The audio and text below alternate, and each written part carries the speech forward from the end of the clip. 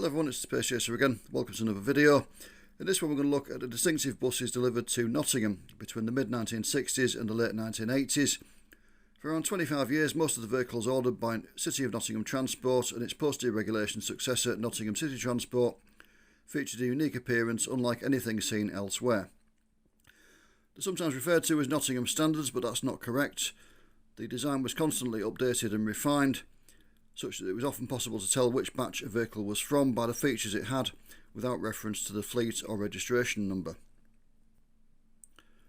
As well as that, they were built on Leyland Atlantean chassis, but also on Daimler Fleet Lines, Leyland Fleet Lines, Volvo City buses, Leyland Lions, Dennis Falcon Vs and Leyland Olympians, and the bodywork came from a mixture of Northern Counties, Metro Camel, MCW, Willowbrook and East Lancashire.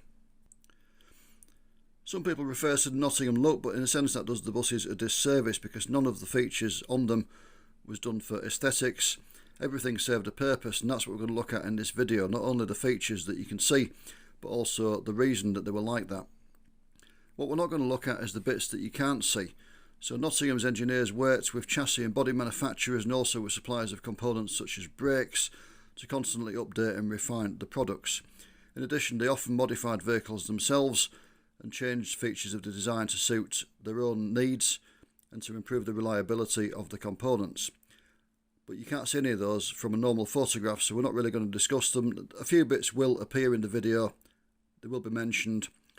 As well as that, inside the vehicles there was more headroom than you would find on buses elsewhere, and that was achieved in a variety of ways, such as mounting the lower deck floor directly onto the chassis rather than on a subframe, and using thinner materials for the lower deck ceiling and the upper deck floor. Also, there were more seats inside a Nottingham bus than you would find elsewhere. Nottingham had its own design of seat frame and cushions to go on it, which meant they could fit more seats in, and they also put seats in unusual places such as under the stairs. We will again discuss this briefly, but generally we won't be looking at that because you can't see it from a normal photograph. But suffice to say that by the end of the 70s, Nottingham were getting 78 seats into a two-door bus, whereas the normal elsewhere was about 70 to 72. So we've got photos of most of the variations that were produced over the 25 years or so that Nottingham had its own distinctive design of bus. The photos are from Wikimedia Commons, they're reproduced under Creative Commons License 2.0, and the name of the photographer is displayed on the photographs. If there isn't a name displayed, they're from my collection or the ones that I or somebody in my family have taken, and I own the copyright on them. So White is an enthusiast born in Hull, currently living in Grimsby, doing a video about Nottingham buses.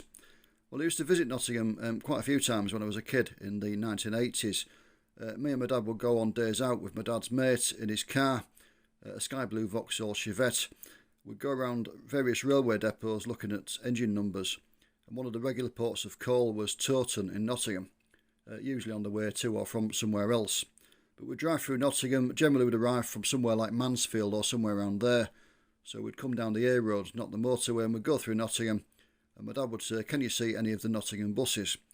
And I'd look out the window in anticipation. I'd be looking at the bus stop flags, all of which said City of Nottingham on them proudly, displayed alongside the city's coat of arms. Some of them had Trent underneath as well if the route was served by Trent buses. But every now and again a green and cream double-decker would come into view, all weird angles and curves and looking like nothing you'd see elsewhere, and I was absolutely fascinated with them. I was really chuffed when I went back in my early 20s in the late 1990s to find that some of them were still there. But yeah, I got a fascination with Nottingham buses from then onwards, so I wanted to do a video just to showcase, as I say, some of the features and why they looked like they did. So until the 1960s, Nottingham buses were quite ordinary. Front engines, half cabs, big hole in the back corner for people to get in and out, and pretty much the same as buses that you'd find anywhere else.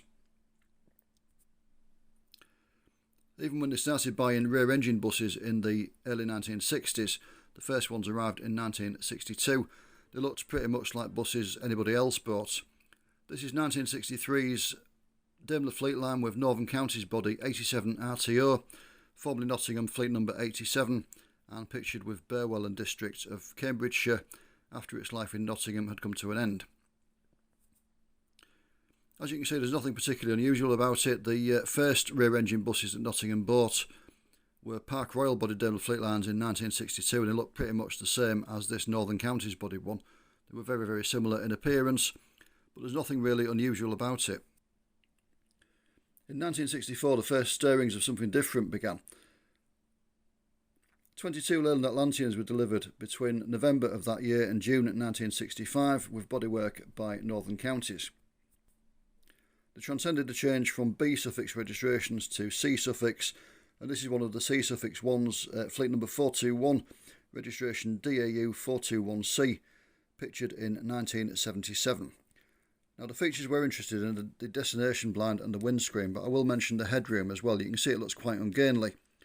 The standard headroom at the time in double deckers upstairs was 5'8", but on these buses Nottingham managed to get 5'10½". They had actually designed in 6 foot headroom, but the management said that the bus looked too ungainly. They weren't happy with the appearance of it at all, and they demanded that the upper deck be reduced in height, so they reduced it a little bit. As I say, it's a 5'10½", but still 2.5 inches higher than anybody else was getting. It shows you the esteem that Nottingham were held in, that they went to Northern Counties and said, look, we'd like to buy some of your bodies, but want to redesign the top deck. Can you build it like this? And they did. But as I say, the features we're interested in really that you can see quite easily are the destination blind and the windscreen. The destination blind is angled downwards, as is the panel that it's mounted on, and that was done for 2 reasons. First of all, it meant you could read the blind if the sun was shining on the front of the bus. On a normal flat mounted panel, when the sun shone on the front, it reflected off and you couldn't read where the bus was going. And also it was easy to read the blind from the pavement. When you came around the front of it to find what route it was on, it was much easier to read it if it was just there rather than up on the amidships panel like they normally were. The second feature was the curved windscreen, the BET style as it's often known, and Nottingham had them mounted leaning back slightly, which you can't really see on this photo, but you will on some of the ones later on. That was done to reduce the glare inside for the driver when it was dark outside. With the flatter windscreens like 87 had, the interior lights reflected off the inside of the screen and reduced the driver's visibility at night. But the curved screens cut down that effect and improved the driver's visibility. And those 2 features, the destination blind and the windscreen, would survive until the end of Nottingham's distinctive look in about 1989. Before the Northern Counties Atlanteans had finished being delivered, 62 with Metro Camel bodies began to be delivered as well. These featured the next development of the design, and they've got this moulding above the headlights, as you can see, known colloquially as the eyebrow locally. Now, contrary to what you might think, this wasn't to stop the headlights being smashed in a front-end collision, although it probably did that as well, but it was to stop the beam from the headlights shining upwards. Nottingham, in common with most cities and towns at this time, suffered from really bad fogs, where mist and fog combined with smoke from domestic fires and from industrial premises and created really, really low visibility. And they found what happened with the previous designs was that the light from the headlights tended to shine up into the fog, and it illuminated the fog and created a strange effect, but it reduced the driver's vision even further. So what they did was they put this eyebrow on, as it was known, this moulding, to stop the beam from the headlight going upwards and to mean that the driver could see better in fog conditions. Some of the later buses delivered didn't have it because the fogs fell by the wayside over the years as more and more people went to gas and electricity to heat their homes and industrial premises cut down on emissions. The fogs tended to reduce, so it wasn't as necessary, but some of them still did have that on right up until the end of production of them. So this is a Metro Camel Atlantean. It's fleet number 441, registered DAU 441C. The next feature to appear was the curved upper deck screen and the more curved front dome.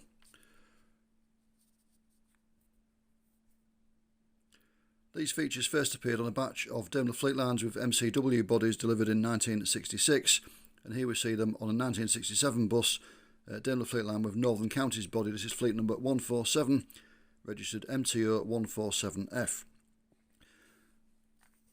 Now, in those days, and indeed up to the early 1990s, you could smoke in the upper deck of double-deck buses, and indeed you could at the rear of single-deckers as well. And most double-deckers had a ventilator in the front end to obviously ventilate the upper deck. Now, it had always been thought that what happened was that the air entered via this ventilator and just blew through the deck and then went out either down the staircase and out through the back on open rear platform buses, or through any open windows, etc. Some operators put vents in the back or opening windows in the back as well to get a through draft. It was assumed that was the way it worked. Nottingham weren't convinced. They decided to see how it actually did work. So what they did was they let off a smoke bomb on the upper deck of one of the vehicles and then drove it forward and observed what happened. And actually what happened was that the airflow going over the front of the bus created a negative pressure, a vortex, in front of the vents. And the air and smoke was actually sucked out of the top deck through the front vents and then blown over the roof and away. So they put this curved screen and curved roof dome on to basically improve the airflow over the front and increase the effectiveness of the ventilator. And that's what it was done to do. They also put bigger vents in as time went on, because obviously the bigger the vent was, the more smoke and air could come out of it at once, and the quicker the upper deck was ventilated. The other notable feature of this photo is the AEC Renown part behind the bus. Nottingham had a bit of a wobble, and in 1965 they took delivery of a batch of Renowns with front engines and half cabs and things. Before they were delivered, the management realised they'd made a bit of a mistake. They shouldn't have done that. They should have stayed with the rear engine buses that could, when the law permitted it, because it wasn't allowed at the time, but could eventually be worked with just one person. But they took delivery of the Renowns anyway, and they did give many years of service in Nottingham, and then they went off to other operators such as Red Rover of Aylesbury. Quick shot next of a 1969 Leyland Atlantean with Northern Counties bodies. This is fleet number 515, registered PTO 515G. The only noticeable thing about this really is the little window there to help illuminate sort of the front part and part of the staircase, and that will become a more notable feature as time went on, as we'll see very shortly. In 1970, Northern Counties bodied a batch of Leyland Atlanteans, which introduced 3 new features to the design. The first of which was the glazed staircase. As you can see there's a window instead of the solid panel. That improved lighting on the staircase and meant passengers were less likely to miss the footing. But also they started to put seats under the staircase, so if you can see in the picture, you can see the underside of the staircase, it isn't boxed in. So they managed to get like a small luggage pen and some seats under so they could get more seats in, and it provided illumination as well for the extra seats. The second feature of note, this is a 1974 bus by the way. The features were introduced in 1970 as we said, but this is a picture of a 1974 delivery. Leyland Atlantean 570, OTO 570M in its later life with confidence of Oadby in Leicestershire. Now the second feature we're looking at is the front bumper. It looks like just an ordinary steel bumper. It looks a bit like it was knocked up in somebody's shed, to be fair.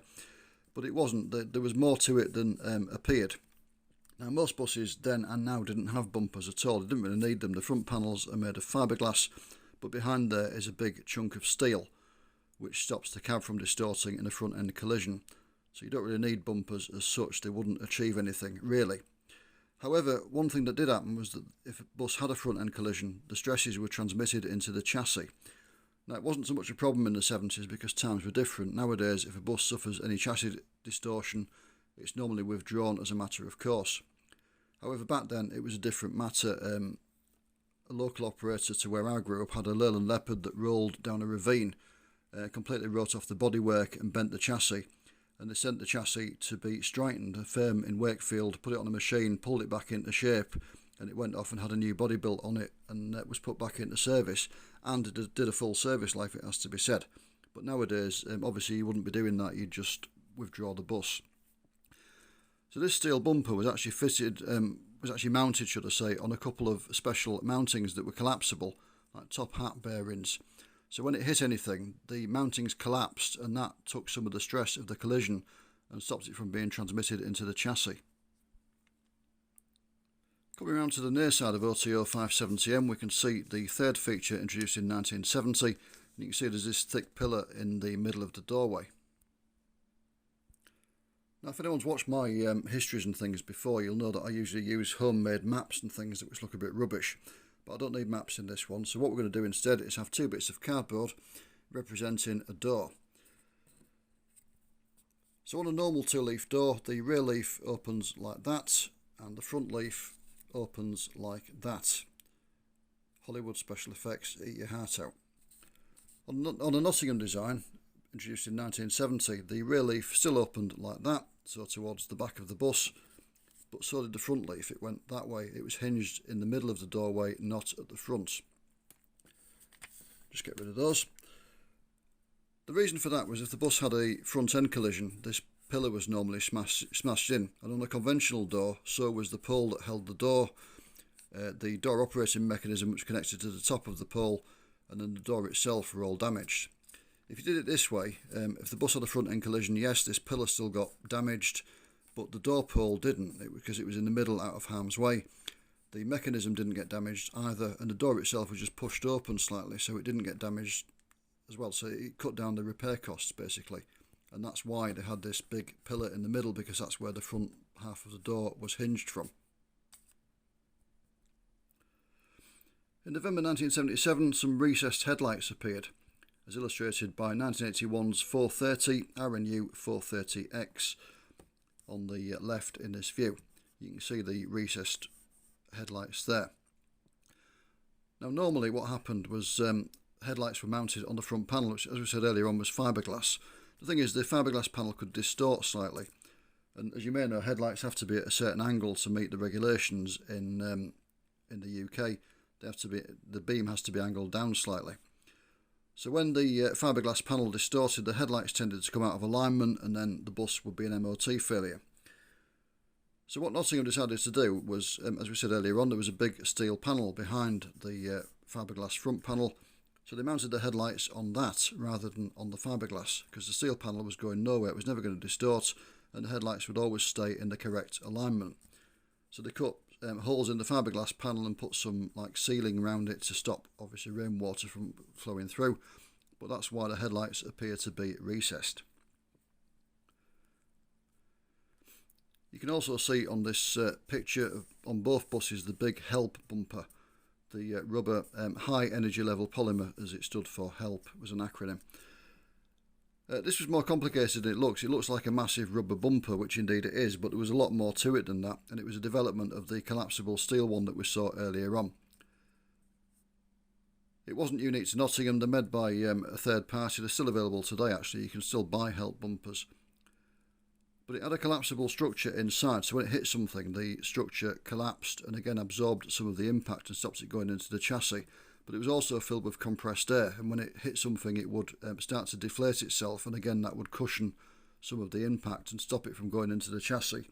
It would also reduce the impact on whatever the bus had hit. The other good thing about the HELP bumper was it could be reinflated. It would regain its original shape and just carry on going basically. You didn't have to replace it. So HELP bumpers first appeared in 1978, as did 666, delivered in November 1978. Northern Counties bodied loaned Atlantean. If you get one of the bus handbooks from the 1980s and 90s, it just sits in the middle of a block of Northern Counties Atlanteans, looking like it's an ordinary bus. But in actual fact, it looked like this. It was a concept vehicle in many respects, although unlike most concept vehicles, it did a full service life. And it was designed to test various features, the most notable of which were the bonded windows. Nottingham and most other operators had a problem with the big windows on the front. Because the front was fiberglass and they were held in by rubber gaskets, they tended to move about as the bus was going along, and it tended to saw at the rubber and the fiberglass and come loose basically. The solution was to add bits of metal over the rubber gasket, which looked absolutely horrendous. It looked terrible. If you've ever seen it on a bus, it doesn't look very nice at all. But the car industry at the time had started to use bonded glazing, where the glazing is glued to the structure and it makes it a lot stronger and the window doesn't move about. So Nottingham decided to try the concept on this bus. Northern Counties, who built the bodywork, were not impressed with bonded glazing. They wouldn't use it. Indeed, they never did supply it. So the bus was supplied with just the frames of the front windows and not the windows themselves. They were meant to be fitted by a third party, but the representatives of that got taken ill at the last minute. So Nottingham's engineers glued the windows in themselves, basically. The bonded glazing would be taken, but for the side windows, not so much the front in the future, as we'll see as we go along. Other features this bus had that were unique to it were a crash-resistant cage inside the front panel there. That's something that you started to find on high-end coaches from the 2000s onwards. It was way ahead of its time in 1978. When it was new, electronic liquid crystal destination blinds as well. Destination side of that lasted only a few months before it was replaced with a normal conventional winder blind. The number blinds were replaced in 1981. They didn't really get on with the electronic blinds, and generally electronic blinds and Atlanteans weren't a good mix anyway. When new, the bus had a unique suspension system, but apparently made drivers and passengers feel sick, so it was replaced with a normal Atlantean leaf springs after a period of time. You can't really see it in this photograph, but it also had a more upright rear profile because the bus washing machines of the time were struggling to wash the curved rear domes of the previous buses, so they put a more upright profile in so the bus wash could cope with washing it. It had the help bumper. It was one of the first buses to have one of those. It wasn't the first, but it was one of the first, and it also had a single leaf door, which wasn't, again, unique to it, as we'll see in a moment. So there is the single leaf door on vehicle 659, or the former 659, by the time of this shot sold for non-PSV service by the look of it, BTV 659T. The East Lancashire bodied Learned Atlantean dating from April 1979.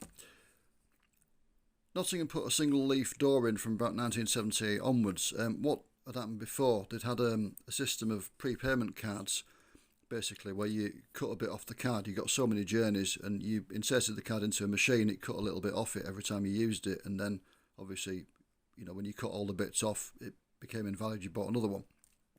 So on the two leaf doors, the front leaf was for people paying the driver in a normal way, and the rear leaf was to go past the machine. The problem is that the machines were often fraudulently used. People found that the driver didn't have time to count. When you put the card into the machine, it rang a bell. It made a ringing noise to say that the card had been inserted. But if the driver was busy doing cash fares, he didn't have time to count the number of passengers and tally it with the number of bell rings. People also found that you could put anything in. You could put your shopping list in, a till receipt, anything like that, and it would cut a corner off and ring the bell. So the driver thought that you'd used your card and you hadn't. So in the end, Nottingham got rid of the prepayment cards and just went to normal cash fares. And then they realised they didn't need the second leaf of the door anymore, so they just put a single leaf door in, and they used the extra space to put some more seats in. The little window alongside the door, although it's been disguised with some black paint there, was actually one of the side windows just rotated through 90 degrees, so it cut down on the spare part holding as well. Another good example of design. And you can see the more upright rear profile that was tested on 666 on this bus as well. So as we mentioned, bonded glazing was adopted for the side windows. Initially it was only done upstairs. I haven't got a photo of a bus with just the upstairs bonded glazing, but obviously they had normal looking windows downstairs and bonded ones upstairs. After a short while they went on to bonded glazing on both decks, as illustrated by the former 455 ORA 455W, working in this shot for Appleby's of Hull. Not quite sure who the driver is. The picture was taken by my late father and he knew the driver, which is why the driver is hanging out the window in the way that he is. But yeah, the bonded glazing appeared on the upper deck only in July 1980, and then in August 1981 buses began to be delivered with bonded glazing on both decks, and this was one of the first buses delivered in August 1981 with bonded glazing on both decks. As we said earlier, northern counties wouldn't supply bonded glazing, they weren't interested in it, so only East Lancashire buses featured bonded glazing. By this point in time, only northern counties and East Lancashire were still supplying bodywork to Nottingham to their design. So the East Lancashire ones featured the bonded glazing. Northern counties continued to use gasket glazing. There's not much more to say about the actual design. That was more or less the pinnacle of it that we've come to. But in 1981, 10 buses were delivered with bodywork by row to basically normal specification, such as was supplied to the National Bus Company. They were slightly modified for Nottingham's use, as you can see. They did get row to amend the design slightly. The reason they were delivered with row bodies was that the bus grant, so the government paid a grant for most of the 70s and into the 80s that covered part of the cost of a new bus to encourage operators to buy buses. They had to be suitable for one-person operation, but if they were, the government would pay a 50% grant. But the bus grant was reduced during the early 80s, so it was due to go down at some point during 1981 from 50% I think to 40, or it might have been from 40 to 30. The buses, to qualify for it, had to be delivered by the date that the grant reduced. And northern counties couldn't fulfil the order. They couldn't do all of the ones in the time required to get them qualifying for the higher grants. So 10 chassis were moved over to Charles Row in Leeds, who had a bit of space because London Country had cancelled some of one of their orders. And this is one of the Row-bodied buses, 479, registered NNN 479W. There were a couple of modifications to the normal Row design. As you can see, they had help bumpers on which Row normally didn't fit. And they also had a small window in this pillar here. Normally on a Row body the pillar was solid, but Nottingham identified it as a bit of a blind spot for the driver, so they had an extra little window put in. And they also had more seats fitted. With Nottingham's design of seat frame, as I mentioned earlier on, the normal seating capacity for a national bus company one of these was 74, but these managed to fit 80 in. As we mentioned earlier, when the Leyland Atlantean and Daimler Fleetline went out of production, the bodywork was modified to fit on second generation chassis. In March 1984, Nottingham took delivery of 2 Leyland Olympians as a bit of a trial. Didn't actually like them, they sold them after a few years, and this is one of them in service with Southend Transport, registered A698EAU, which was 698 with Nottingham, seen here as Southend's 398. And along the later buses delivered with Nottingham's design of bodywork were some Volvo city buses. This is Volvo Beaton M50 city bus with East Lancashire body, the former 306, registered B306 KVO, and seen here working for Dunline, still in the Nottingham area. That was delivered new to Nottingham in July of 1985. And as you can see, it's got bonded glazing on both decks, as we mentioned earlier on. So the last bus delivered to Nottingham with its own unique design of bodywork was East Lancashire bodied Leyland Dab Lion, number 387, registered F387 GVO, which arrived in December of 1989. And after that, Nottingham went on to buy in similar buses to you'd find elsewhere. Never quite towed the line, and they did all sorts of weird and wonderful things. In the early 90s, they took delivery of some Mercedes minibuses that were built with 25 seats where they should have had 29. So they got a bit of a discount from Plaxton, who built the body, because they'd been built to the wrong length, and then they bought some components from Plaxton and lengthened the buses themselves, and for good measure did a few of the older minibuses they had as well. When low floor buses came along, they asked Optare to produce a slightly longer version of the Solo than was being produced at the time. And they also got Dennis to produce a longer Trident. They had an 11.6 metre long version done for Nottingham that had 94 seats. They went into service in 2001. Around that time, London were putting low floor double deckers into service with just 64 seats, so Nottingham managed to get, on a longer bus, 30 more seats in. And more recently they've done a lot with gas buses and things which most people haven't, so the fleet is still quite distinctive, and they've never quite managed to toe the line, which is nice to see. One thing that hasn't changed is it's a smart and modern fleet. It is nowadays. Nottingham's bus fleet is smart and modern, and when I used to go as a kid it was smart and modern, just the types of bus have changed. A lot of the info in this video has come from this book, Nottingham City Transport's Buses from Daimler to Scania by Darrell Hemsel. I thoroughly recommend this if you're interested in Nottingham buses. Everything is in there that you could need to know, including all the technical stuff, the interior stuff that we've not really mentioned in this video. It's a really, really valuable reference work for anybody interested in Nottingham buses. It is available on Amazon, still as I'm doing this video in November 2024. So get yourself a copy, and it has the full story. I've read it about 3 times, this book, and I always found it really, really fascinating. So that brings us to the end of the video. I hope you've enjoyed it. If you have, please hit the like button so more people can find it. But as always, thank you for watching. Take care, and I'll see you soon. Bye for now.